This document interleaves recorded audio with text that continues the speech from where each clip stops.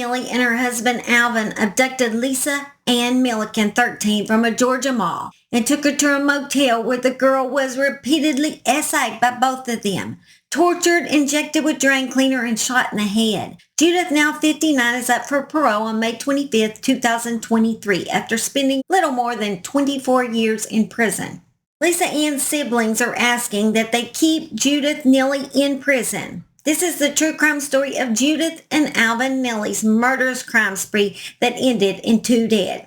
Hello, my name is Holly, and this is the Murder She Shed, the place we honor the dead right from my little she shed. So come join me and Simon and Max, who's behind me, usually here twice weekly. Right here in my Murder She Shed, we do rarely heard true crime and breaking cases, so you don't want to be left out. You know you want to join this country girl right here in my she shed, out in the woods. Why not? What do you got to lose? 13-year-old Lisa Ann Millikin had a rough life. By 13, she had already been through 4 foster homes in Rome, Georgia. Rome is located in the foothills of the Appalachian Mountains. It is the largest city near the center of the Triangle area, defined by the interstate highways between Atlanta, Birmingham, and Chattanooga. In August of 1982, Lisa was placed permanently in the Ethel Harp's home that provided a safe environment to hurting and disadvantaged children. They were Georgia's most viciously children. She had been taken from her home in Lafayette after her father had been charged with SA. Her own father would force Lisa's mom and Lisa to sleep with him at the same time, SAing little Lisa.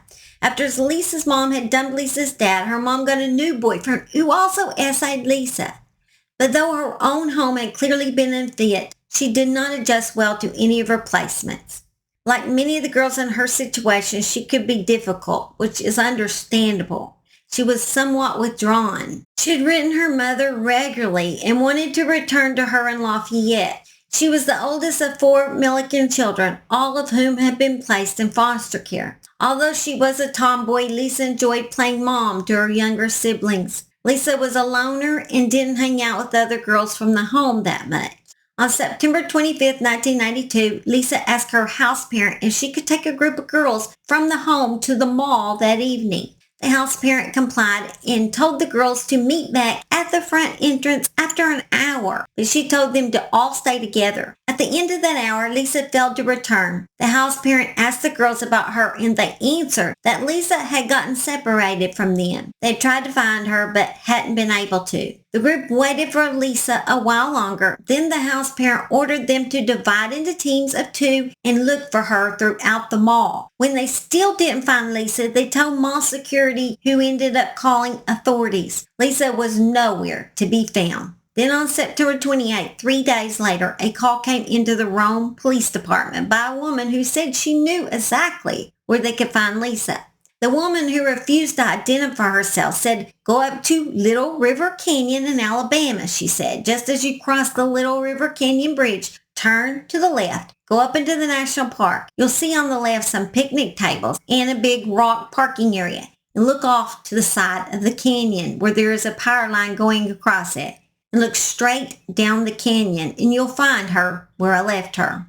The policeman thought it was someone possibly just pulling a prank on them, but they went ahead and went out that way and looked anyway. The lady that called was 17-year-old Judith Neelley. She was born Judith Ann Adams in Murfreesboro, Tennessee on June 7, 1964. Her father, a construction worker and alcoholic, died in a motorcycle accident when she was only 9. Conditions at the home deteriorated. Judith's mother was arrested for contributing to the delinquency of a teenage boy right after this. Judith, once an 8th grade cheerleader and a member of the 4-H Club and the Future Homemakers of America, met Alvin Neelley when he came to her house with a man visiting her mother when she was only 15. Alvin was 25 at the time and married with 3 children. Alvin was born in Georgia. He was a car thief with a friendly demeanor, a chubby man who was more than happy to give Judith a way out of her situation at home. Their chemistry was instantaneous, and neither could imagine life without the other, so Alvin divorced his first wife in order to marry the underage girl. They began their life of crime, committing armed robberies across the country, even when Judith was heavily pregnant. After getting caught, she gave birth to twins while incarcerated at Rome, Georgia's Youth Development Center. They gave themselves the nicknames Boney and Claude as a joke about their resemblance to the roving bank robbing outlaws Bonnie and Clyde. After the couple got out of jail, they came up with a strange plan. The abduction of Lisa and Millikin was part of a bizarre scheme by the couple whereby Judith attempted to lure girls and young women into the car with her for the ultimate purpose of making them available to her husband Alvin so he could SA them. For several days immediately prior to Lisa's abduction, Judith and Alvin drove up and down Rome streets in separate automobiles looking for girls who would be suitable. When Alvin would see one who appealed to him, he would communicate with Judith by CB radio, and she would then invite the girls to go riding around with her. Numerous girls refused her invitation. Judith's first successful pickup was Lisa. After convincing Lisa to go for a ride with her, she took Lisa to a motel in Franklin, Georgia, where she tried to persuade Lisa to submit to with Alvin, but Lisa resisted. Finally, Alvin told Lisa that if she did not submit to Judith would kill her. Following this threat, Alvin essayed Lisa, and later that night, Lisa was handcuffed to the bed to prevent her escape. The next day, Judith and Alvin traveled in 2 cars, took Lisa with them to Cleveland, Tennessee, where they picked up their 2-year-old twins who were being cared for by Alvin's mother while they had been incarcerated. Later that day, they traveled to Scottsboro, Alabama, where they rented a motel room. Shortly after their arrival at the motel, Judith hit Lisa in the head several times with a slapjack in an attempt to render her unconscious, but she was unsuccessful in achieving that result. Their children were in the same motel room while all of this was occurring. Alvin then Lisa, and afterwards Lisa slept overnight on the floor, naked, afraid, and handcuffed to the bed. The following day, Alvin essayed Lisa twice more despite her cries and pleas that he stop. The children are still in the room, guys. But obviously they didn't care much about children considering what they are doing to little Lisa. So why would they care about their own children? Judith was present during these encounters, and at one point during the day, she handcuffed Lisa to the plumbing in the bathroom and interrogated her about a man she had appeared to know at a dairy bar near the motel. After 3 days of torture on this little girl, Lisa was taken to Little River Canyon by Judith, where she instructed Lisa to lie face down and place her hands around a tree. Judith then handcuffed Lisa's hands around this tree. She explained to Lisa that she was going to give her a shot that would make her fall asleep, and that when she woke up, Lisa would be free to go. Using a needle and syringe, Judith injected Lisa in the neck with liquid drain cleaner. When Lisa did not die in 5 minutes, Judith injected her again in the neck. Lisa began to moan from the pain. She said where it was injected, it burned. She then injected 4 additional times, twice in the arms and twice in the buttocks, waiting about 5 minutes after each injection for Lisa to die. Twice during the infliction of these injections, Lisa requested to get up and use the bathroom in the woods. She was allowed to do so, and each time she just returned and resumed her position on the ground with her hands around that tree. I guess she felt like she couldn't run. I guess she was too scared to run. She also probably wasn't feeling very good at that time. It said that she felt cold all over at that point. Following the last injection, Judith instructed Lisa to walk around for a while to hasten the work of the poison in her body.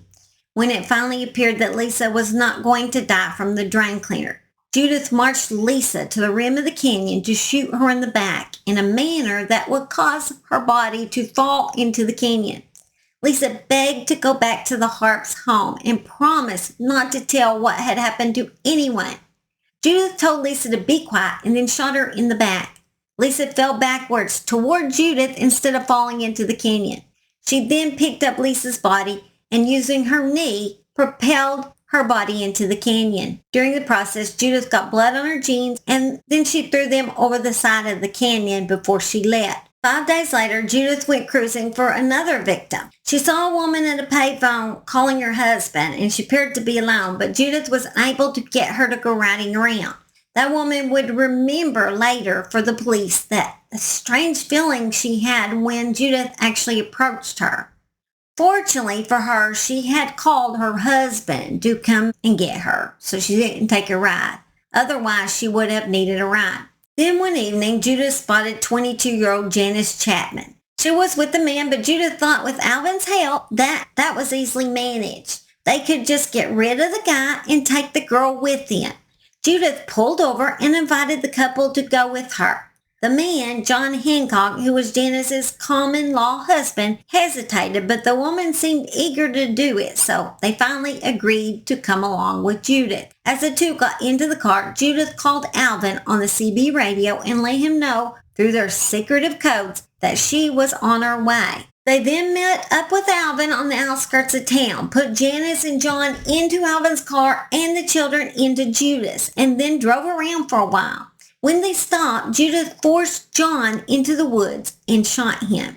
She simply just wanted him out of the way. She and Alvin then took Janice, who was autistic and unaware of what was even happening to her, to a cheap motel nearby, essayed her repeatedly, and then shot her once in the back, twice in the chest. They drove her body to a wooded area near a creek and dumped her. This time they called no one to report the body. What Judith didn't know is that after she had shot John, he did not die. John remained on the ground face down until he heard the vehicles pull away. He could feel the blood running down his back, soaking his shirt, but he remained in place until he was certain they were gone. Then he slowly pulled himself to his feet and staggered toward the road. Several cars passed him as he trudged along the side of the road. And so after a moment, he decided to make someone stop, no matter what. He stepped out in front of the next pair of headlights he saw. Lucky for him, they stopped. Then on October 9, 1992, the day before Judith's arrest, she picked up another young woman in Nashville, Tennessee, who was present with Judith and Alvin in a motel room. On October 10, 1992, when Judith was arrested on a bad check charge. Later, this woman was released by Alvin unharmed. Alvin was arrested in Murfreesboro on October 13, 1992, also on a bad check charge. While Judith and Alvin were on custody on the bad check charges, additional charges were placed against them arising from the murders of Lisa Ann Millikin and Janice Chatman and the shooting of John Hancock. Judith claimed that Alvin her. She went into extravagant details about being a victim and being deathly afraid of her husband. She stated he would kill her if she didn't comply with his wishes. According to Judith, she had actually begged him to let Lisa go, but he had refused, saying she had given the girl injections in the hope that it would end her pain quickly. It had been an act of compassion, she said. That she was young, slender, and blonde gave her an advantage with those who would rather believe that the male was the instigator. She was just a girl after all, and several groups began to fight on her behalf. Though Judith played innocent, she was really a master manipulator. It was proven that she had been the ringleader in all their evil acts. Judith Neelley was given the death sentence in 1993. She was the youngest American woman to receive the death penalty. But in 1999, just days from her execution, Governor Fob James commuted her sentence to life with the possibility of parole. Judith's husband, Alvin Neelley, died in prison in 2005 during his life sentence. Judith will appear before the Alabama Board of Pardons and Parole Boards on May 25, 2023, marking her second chance at parole since her death sentence was commuted to life in prison in 1999. If she were granted parole next week, she would be immediately transferred to authorities in Georgia to serve a separate life sentence for murdering Janice. However, even the possibility that Janice could be granted parole in Alabama is dredging up painful memories for the families of her victims who want to see the killer serve out her life sentence in Alabama. If you want to have a say in keeping Judith Neelley from early release, her family is encouraging individuals to write letters to ABPP and let them know that you disagree with the release. I will leave the address in my comments below. Thanks, guys, for joining me in discussing this important case. Judith is pure evil and deserves to die in prison in Alabama for the cruel torture she put 13-year-old Lisa Millikin through. I'm praying for peace for both of the victims' families as they are put through this parole attempt next week. Well, hope y'all are having a great week so far. I do love y'all. And don't forget to check out my bloopers. Bye. Injected with drain killer. and her husband Alvin abducted. Join us usually weekly for Rarely Heard. And my dogs that make noise. Out in the woods, why not? What do you got to lose? Because my dogs make so much noise, it's hard for me to film sometimes. But I try to be real patient. And it's really hard to be patient sometimes. But I'll try. They're lovely creatures either way. Only them, guys. I'm never going to get done, and I can't do anything till I get done, so y'all need to lay down.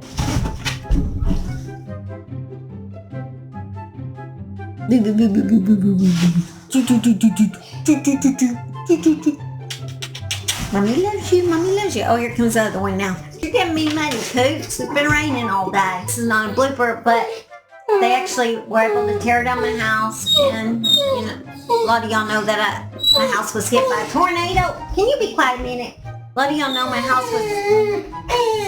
Get down and be quiet. Be nice. This is not a blooper, but a lot of y'all know my house was hit by a tornado. Well, I finally got it torn down, so you're messing with it. So we finally were able to get it torn down, and here's a picture of it. And it looks so good. Anyway, we're going to rebuild, and they have not hauled off all the crap, but they're actually going to take the foundation too. They got to come back and get the rest of it later, so I'll be glad when it's all torn down, because honestly, I'm just sick of looking at it at this point.